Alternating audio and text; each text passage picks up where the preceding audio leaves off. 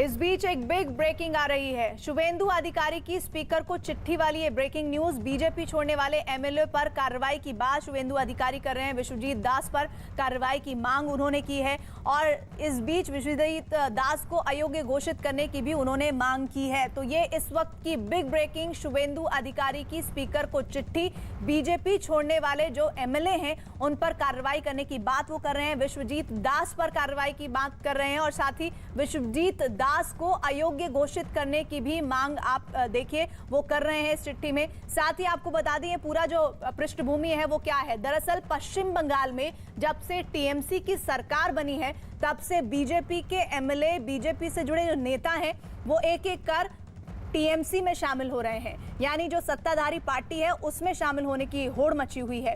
और ऐसे में शुभेंदु अधिकारी जो एक वक्त में ममता बनर्जी के बेहद करीबी थे और तब बीजेपी में वो शामिल हुए और उन्होंने टफ फाइट देने की कोशिश पूरी तरह से की ममता बनर्जी को और ममता बनर्जी को हराया भी। लेकिन शुभेंदु अधिकारी की स्पीकर को चिट्ठी बेहद अहम ऐसे वक्त में जब बीजेपी छोड़ने वाले एमएलए पर कार्रवाई की वो बात कर रहे हैं, जिसमें विश्वजीत दास पर कार्रवाई की मांग वो कर रहे हैं। विश्वजीत दास को अयोग्य घोषित करने की मांग वो कर रहे हैं। ये इस वक्त की बड़ी खबर है और उनकी इस मांग पर स्पीकर किस तरह से ध्यान देते हैं, संज्ञान लेते हैं, ये बहुत अहम होगा।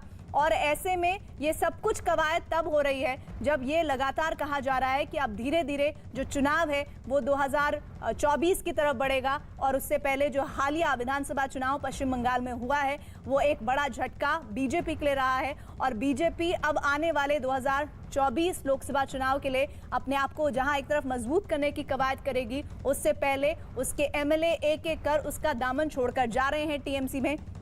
और टीएमसी को लेकर ये एक बड़ी स्ट्रैटेजी के तौर पर बीजेपी ने तैयारी की है, जिसमें शुभेंदु अधिकारी ने स्पीकर को एक चिट्ठी लिखी है। स्पीकर को लिखी चिट्ठी में उन्होंने इस बात का जिक्र किया है कि विश्वजीत दास को अयोग्य घोषित किया जाए, उन पर कार्रवाई हो। आशिका हमारे साथ हमारी सहयोगी जुड़ रही हैं। आशिका, और क्या लबो-लुबाब है इस चिट्ठी का? देखिए, लगातार बीजेपी की तरफ से कहा जा रहा था कि जो विधायक दल जोड़ करके जा रहे हैं, टीएमसी में शामिल हो रहे हैं, उनके खिलाफ दल बदल कानून के तहत जो है वो एक्शन लिया जाएगा, कोर्ट तक का दरवाजा खटखटाया जा सकता है, ये तक कह दिया गया था बीजेपी की तरफ से। और अब ये जो चिट्ठी लिखी गई है शुभेंदु अधिकारी की तरफ से, ये इसे एक कड़ा कदम इस दिशा में कहा जा सकता है। तो बीजेपी सख्त है और हालांकि इसके पहले टीएमसी कहती रही है कि जो चुनाव के दौरान टीएमसी से विधायक गए हैं तब उन पर बीजेपी का ऐसा कोई मना नहीं किया गया और दल बदल कानून के बारे में नहीं सोचा गया। लेकिन अब इस विषय में विचार हो रहा है तो कड़े कदम बीजेपी की तरफ से उठाए जा रहे हैं। ये कड़े कदम उठाने की बात तो की जा रही है, लेकिन इस फहरिस्त में कितने नाम होंगे जो बीजेपी छोड़कर टीएमसी में शामिल होने की फिराक में हैं या हो रहे हैं? देखिए, पिछले 15 दिनों की बात करें तो 3 विधायक जो हैं वो बीजेपी छोड़ करके टीएमसी में जा चुके हैं और इसके पहले चुनाव के नतीजे आते ही मुकुल रॉय वो जा चुके हैं। तो कुल मिलाकर के 4 विधायक हो गए हैं।